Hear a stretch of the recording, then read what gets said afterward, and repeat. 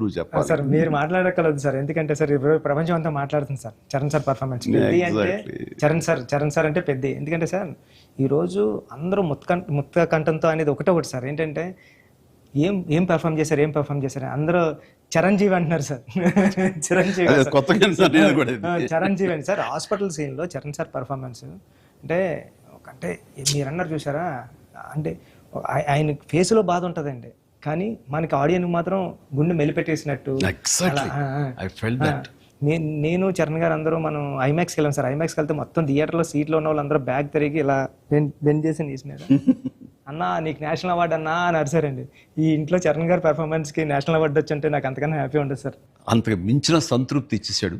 ఒక తండ్రిగా, ఒక నటుడిగా అంటే మళ్ళీ సీన్ కాదు, తోటి నటుడుగా, కాంటెంపరీ నటుడిగా నాకు నిజంగా చరణ్ గర్వకారణం. అండ్ నేను ఎంత తక్కువ మాట్లాడితే అంత మంచిది, ఎందుకంటే ప్రేక్షకులు వాళ్ళే మాట్లాడేసారు నా బిడ్డ గురించి. అంటే ఇక్కడ చిన్నప్పుడు చదువుకున్న ఒక సుమతి శతకంలోని ఒక పద్యం గుర్తుకొస్తుంది. ఇది పుత్రోత్సాహం పుత్రుణ్ణి కన్ననాడు కాదు, పదుగురు దాన్ని గుర్తించి వాళ్ళు మెచ్చుకుంటున్నప్పుడు, వాళ్ళు పొగుడుతున్నప్పుడు అది కదా నిజమైన పుత్రోత్సాహం. అంటే దాని అర్థం తెలిసొచ్చింది, ఇప్పుడు అనుభవపూర్వకంగా తెలిసొచ్చింది. And I'm really proud of my son, Charan. I love him. And then ఇక అదర్ క్యారెక్టర్స్ మీరు కన్సిడర్ చేసింది కానీ అది కానీ అప్పల్ సూరి క్యారెక్టర్ జగతి బాబు టోటల్గా ట్రాన్స్ఫార్మ్ అయిపోయాడు. జగతి బాబుని తెలుసుకోవడానికి అతని కళ్ళు, ఆ తర్వాత అతని వాయిస్ వింటే కానీ అర్థం కాదు. మీ ఇంటర్వ్యూల ద్వారా నాకు తెలిసిపోయింది కాబట్టి, గెటప్ చూశాను కాబట్టి అయింది. కానీ నిజంగా ఎవరైనా కొంచెం కొత్త వాళ్ళు చూస్తుంటే కనుక అతను గుర్తుపట్టలేనంతగా ట్రాన్స్ఫార్మ్ అయిపోయాడు. మనకి జగతి బాబు కనపడకుండా మీరు అప్పల సూర్యునే మీరు కనిపించేలా చేయటం అనేది మీ కాన్సెప్ట్, మీ డిజైనింగ్, అది చాలా అద్భుతంగా చేసి తను కూడా చాలా అవును సార్. మీరు అన్నట్టు అవునండి, మీరు అన్నట్టు అప్పల్ సూర్య క్యారెక్టరే ట్రిగ్గర్ చేస్తారు సార్ కథకి. ఏ ఎమోషన్ కావాలో అప్పల్ సూర్య జెండా పట్టుకుని పెద్ద చేతిలో పెడతాడండి, అక్కడ నుంచి పెద్ద తీసుకుని ట్రావెల్ అవుతాడు సార్. అది కరెక్ట్ సార్, మీరు ఏదైతే చెప్పారో అది. అందుకే అలా సార్ అప్పల సూరి క్యారెక్టర్ అన్న డ్రైవ్ చేయబట్టే లాస్ట్ లో స్టేషన్ కూడా అప్పల వాళ్ళు అయింది సార్. అది చాలా మంచి ట్రిబ్యూట్. అది అక్కడ కూడా పెద్ద అన్నామని అంటే పెద్ద అనేది ఆ క్యారెక్టర్ గ్రేస్, ఆ క్యారెక్టర్ చాలా బాగా. తర్వాత శివరాజ్ కుమార్ శివన్న ఆ క్యారెక్టర్ ఒప్పుకొని చేస్తాననటం అనేది ముందు అసలు ఫస్ట్ సక్సెస్ అది అదృష్టం నీకు.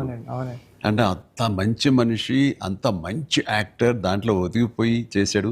చరణ్ని అదవాయించాలి, గదవాయించాలి, తిట్టాలన్నా సరే అంత స్టేజ్ ఉన్న వ్యక్తి. అతను అంటుంటే కూడా మనకి తండ్రి ఫీలింగ్ వచ్చింది కాబట్టి అది చాలా బాగుంది. అది జాహ్నవి క్యారెక్టర్, ఆమె క్యారెక్టర్ వరకు, ఆ సాంగ్స్ వరకు ఎక్సలెంట్. తర్వాత ఫైట్ కంపోజిషన్స్ కానీ అవి కానీ ఎక్సలెంట్. ముఖ్యంగా క్రికెట్ అనేది మనం గిమిక్గా చేయొచ్చు, అయిపోతుంది. కానీ కుస్తీ రెజ్లింగ్ అనేసరికి ఏమవుతుందంటే బాడీ ట్రాన్స్ఫర్మేషన్ కానీ దానికి తగినట్టుగా మనిషి మారిపోవటాన్ని అన్ని రకాల చేసిన ప్రయత్నాలు కానీ అది ఓవర్ నైట్ కాదు. చరణ్ ఇంట్లో ఎలా కష్టపడేవాడు, ప్రతిరోజు నేను విట్నెస్ చేసేవాడిని. నైట్ ఎర్లీ మార్నింగ్ లేచి 5 లేచేవాడు, 6 to 7 చేసి 9 o'clock మీ సెట్కి వచ్చిన తర్వాత మళ్ళీ నైట్ నువ్వు 9 కుదులుతావా 8 కుదులుతావా వచ్చి నీరసంగా వచ్చి కూర్చుని పోయి మళ్ళీ కాస్త సూప్ ఏదో తాగి మళ్ళీ జిమ్కి వెళ్ళిపోయేవాడు. చాలా కష్టం. అంతా ఆ 70 days వెజిటేరియన్ మీదే ఉన్నాడు. ఉండి ప్రోటీన్ కోసం ఎంత ఇదంటే హై ప్రోటీన్ కావాలి, నాన్ వెజిటేరియన్ తినకూడదు. దానికోసం ఎలా కష్టపడ్డాడు, ట్రెడ్మిల్లో జిమ్లోని ఎలా ఇదయ్యాడు అనేది చూస్తుంటే అబ్బా ఇంత అవసరమా, ఇంత కష్టపడాలా, మనం చేసాం కష్టమైన క్యారెక్టర్లు, రిస్కులు చేసాం, కానీ ఇంత చేస్తున్నాడు ఏంటి, దీని ప్రతిఫలం ఎలా ఉంటుంది అంటూ వాళ్ళ అమ్మ అయితే భగవంతుని దండం పెట్టుకుంటూ కోరుకుంటూ ఇంత కష్టపడి ప్రతిఫలం రావాలని. ఎందుకంటే అంత కష్టపడి జనం ఆమోదం పొందకపోతే మొత్తం అంతా ఇదైపోతుంది, వ్యర్థమైపోతుంది.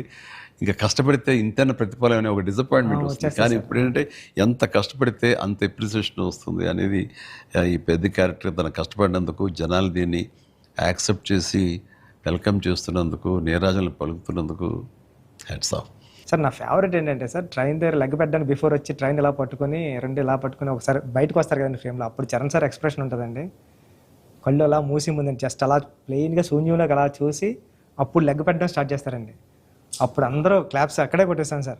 అంటే అలాంటి చరణ్ సార్ అంత ఇన్వాల్వ్ అయిపోయారు సార్. అంటే ఈ కథ చెప్పడానికి కూడా మేము కారణం జనరేషన్ని ఇన్స్పైర్ చేద్దామనండి. అంటే మేము ఇప్పుడు స్కూల్స్కి వెళ్తాం కదా సార్. అప్పుడు స్కూల్స్కి వెళ్తే స్కూల్ అంటే క్లాస్ రూమ్ బ్లాక్ బోర్డ్ అయినా వాని వెనకాల ఒక ప్లే గ్రౌండ్ కూడా ఉంటుంది దాని వెనకాల అని చెప్పడానికి ట్రై చేస్తాం సార్ ఇద్దరు.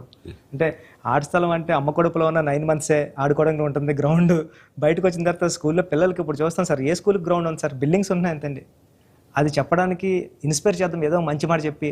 ముఖ్యంగా ఈ కార్పొరేట్ ఎడ్యుకేషన్ సిస్టమ్ వచ్చేసిన తర్వాత అండ్ ఎంతసేపటికి మార్కులు అనే దీంట్లో ఇంకా అసలు ఫిజికల్ యాక్టివిటీ లేకుండా పోతుంది. అందులో ఇప్పుడు ఈ బొమ్మని రాని ఒక మాట అంటాడు, చేతిలో వచ్చేసింది సార్ అంటాడు. అందులో ఎన్నో ఆటలు ఉన్నాయి సార్, ప్లే గ్రౌండ్ ఎవరు వెళ్ళట్లేదు సార్ అని. కానీ ప్రభుత్వాలు ఇప్పుడు మీరు అన్నటువంటి ఈ పరిస్థితి ఒకప్పుడు ఉండేది కానీ ఇప్పుడు రాను బెటర్ అవుతుంది అన్నది. అవును సార్, చాలా బాగుంది సార్. ఇప్పుడు బట్ ఇంతకంటే ఇంకా గట్టిగా రావాలంటే మీరు ఇచ్చినటువంటి సలహా, సినిమాలు పెద్ద సినిమాలు ప్రభుత్వాలు సహకరించాలి, సర్కారు వాళ్ళు ముందుకు రావాలి. కాబట్టి ఈ సినిమా ఒక అవేర్నెస్ తీస్తుంది, ఒక ఎడ్యుకేషనల్ ఫిలిం పెద్ది, ఒక ఇన్స్పైరింగ్ కంటెంట్ ఉన్న సినిమా పెద్ది. ఈ సినిమాలో బిడ్డలకి మనం ఏమి ఇవ్వాలి, ఎలాగ మోటివేట్ చేయాలి, ఎలాగ ఇన్స్పైర్ చేయాలి, వాళ్ళు ఎలాగ పెంచాలి అనే దాని మీద ప్రతి ఒక్కళ్ళు ఫోకస్ పెట్టి స్ఫూర్తి పొందాలని మాత్రం నేను మనస్ఫూర్తిగా కోరుకుంటున్నాను, విష్ చేస్తున్నాను. Thank you sir, thank you sir.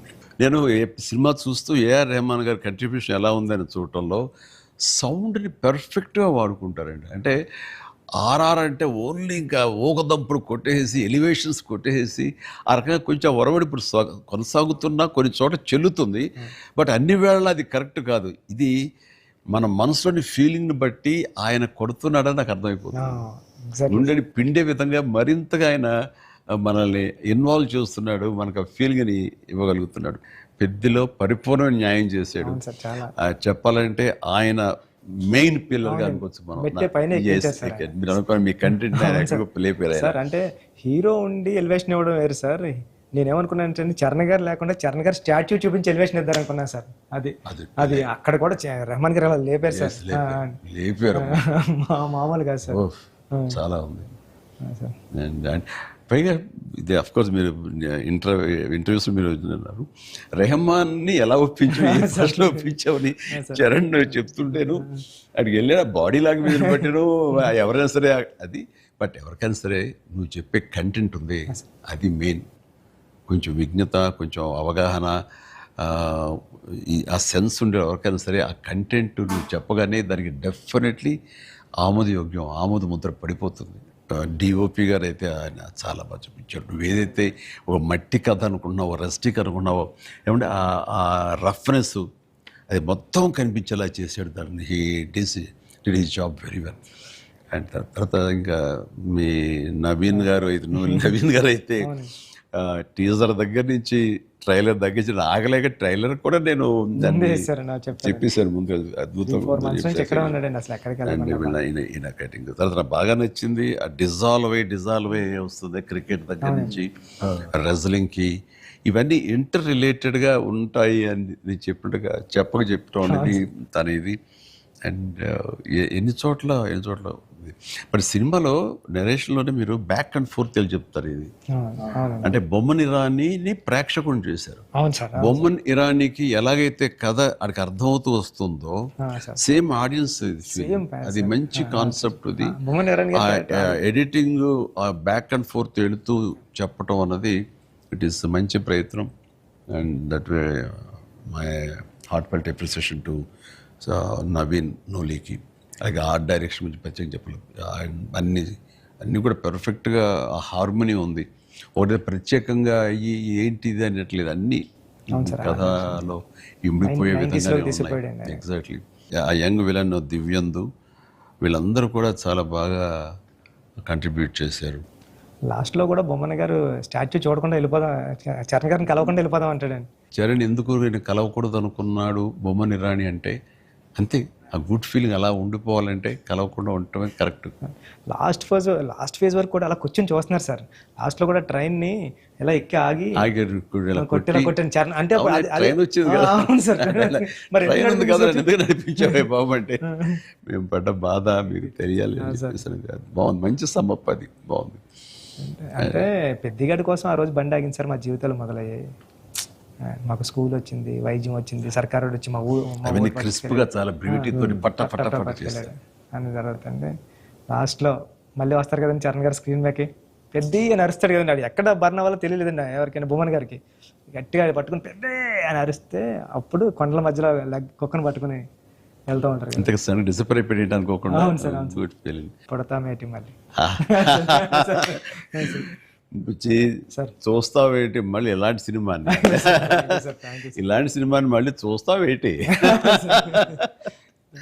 అనిపించింది. అది ఫెంటాస్టిక్. సతీష్ గారికి ఇది ఒక ప్రౌడ్ ఫిలిం ఇది, అండ్ ఆయన ప్రైడ్. ఆయన ఇంకా తర్వాత బోర్డు సినిమాలు తీయచ్చు కానీ ఇది ఇచ్చేటటువంటి సాటిస్ఫాక్షన్, ఇది ఇచ్చే గుర్తింపు, ఇది ఇచ్చిన రెస్పెక్ట్ కానీ అది సతీష్ గారు యూ డిజర్వ్ దిస్. అండ్ దీని వెనకాల మీ సపోర్ట్, మీ ఇలాంటి సినిమా తీసినందుకు నాకు కూడా చాలా ప్రౌడ్. సార్ మీరు ఒప్పిన టైంలో చెప్పారు సార్, నాకు డబ్బులు ఎలాగైనా వస్తే రెస్పెక్ట్ సంపాదించి ఫస్ట్ అండి. ఈయన డబ్బులు ఎలాగైనా సంపాదించుకుంటారు. ఆయన ఉన్నటువంటి కన్స్ట్రక్షన్ అయితేనే, ఆయనకున్నటువంటి డిజిటల్ ఐటీ వలన అయితేనే. కానీ ఈ సినిమా ద్వారా గుర్తింపు, ఒక రెస్పెక్ట్ వచ్చింది. అది ఈయన ఫుల్గా ఎంజాయ్ చేస్తున్నారు. బికాజ్ ఆయన సపోర్ట్ ఈ సినిమాకి అంతగా ఇచ్చారు. నువ్వు అనుకున్నవన్నీ కూడా ఆయన నీకు అమర్చారు. ఈయన పూర్తి న్యాయం చేశారు ఆయన. సతీష్ సార్కి నాకు లైఫ్లో ఫస్ట్ మూవీ అన్నట్టు సార్. ఇంకది వృద్ధికి, ఇంకది ఎప్పటికీ మర్చిపోలేము సార్ ఈ రిలేషన్ని. దీనంతా నువ్వు చేస్తావే, నువ్వు ఆ టైప్ ఆఫ్ డైరెక్టర్ సార్. మీరు నాకు ఒప్పిన ఇచ్చారు సార్ ఫస్ట్. చరణ్ సార్ ఏమో పెద్ద ఇచ్చారు సార్. మీతో కూడా ఒక ఛాన్స్ అవ్వండి సార్, చేస్తాను ఎప్పుడైతే అప్పుడు. నువ్వు అలా పరిగెత్తమని, తూకమని, వైర్లతో అంటే సార్ సార్ మీరు ఇప్పుడు కూడా చేస్తున్నారు సార్. ఇప్పుడు వైర్లు కడుతుంటారు, పైకి లేపుతుంటారు, పల్టీలు కొట్టిస్తుంటారు. మొన్న శంకర్ ప్రసాద్ దీంట్లో కూడా చేశాను. పని అవసరం వచ్చేసరికి దేనికి నెరవు, దేనికి వెనకం చేసే పరిస్థితి లేదు. ఇంకా ఒకసారి ఎన్ని వైర్లు కట్టి అన్నీ ఇవైపోయింది, కమిలిపోయింది. చరణ్ చూశాడు ఇంట్లో, ఏంటిది అన్నాడు. వైర్లు కట్టి లేపారు. ఇంకా వైర్లు ఇంటికి కడుతున్నారా? వాళ్ళు పిలిచి ఆయన ఎలా కష్టపడతారంటే మీరు అది అని తెచ్చాడు. మరి లేదురా వాళ్ళు కాదురా, డూప్ సరిగ్గా చేయలేదని ఆయన తీసేసి నేనే చేశాను రా షార్ట్ అని వాళ్ళు అదే అన్నారు. డాడీ చేస్తానన్నారు అని. అంటే చరణ్ ఇందులో ఎంత కష్టపడ్డాడు అనేది నేను చెప్పాల్సిన అవసరం లేదు. ఆడియన్స్ ఆల్రెడీ వాళ్ళ క్యారెక్టర్ ద్వారా వాళ్ళే గుర్తించారు.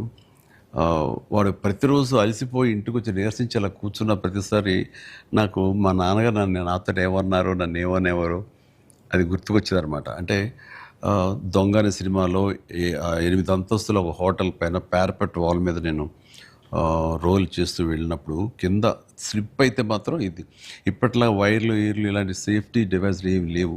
మొండితనంతో చేయటం అనమాట. అట్లాగే ట్రైన్ కింద పడుకొని గోండా సినిమాలో వెళ్తుంటే ఒక 3 ఇంచెస్ ఎవేగా బాడీ కానీ లూజ్ అయితే కంకరాలు కొట్టుకుపోయేవి. నా బలంతో ఉండాలి తప్ప ఇంకో హార్నెస్ కానీ అది కానీ లేదనమాట.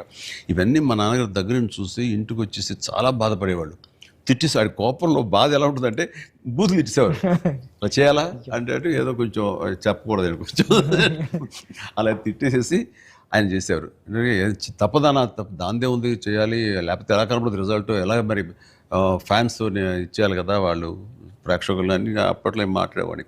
లేదురా రేపు పొద్దు నీకు కొడుకు పుట్టి, అప్పుడు ఇంకా చరణ్ పుట్టలేదు ఆ టైంకి, నీకు కొడుకు పుట్టి వాడు యాక్టర్ అయ్యి హీరో అయ్యి వాడు ఇలాగే కష్టపడుతారు అప్పుడు తెలిసి వస్తారా మా ఫీలింగ్స్ ఏంటో నీకు అనేవాళ్ళు.